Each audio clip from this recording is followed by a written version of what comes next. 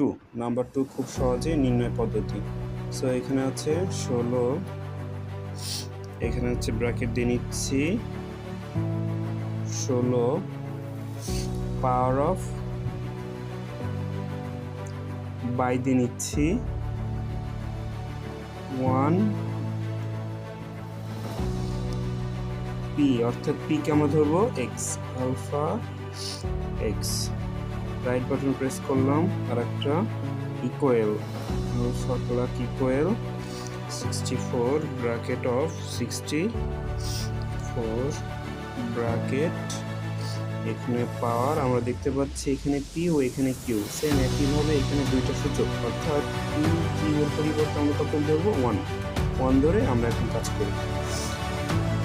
So power of by বাটনটা দিয়ে নিচ্ছি 1, নিচের বাটন প্রেস করলাম, নিচে কত 1, রাইট বাটন প্রেস করলাম, এখন হচ্ছে অঙ্কের মধ্যে ইকুয়াল, অর্থাৎ শিফট ক্লাব ইকুয়াল।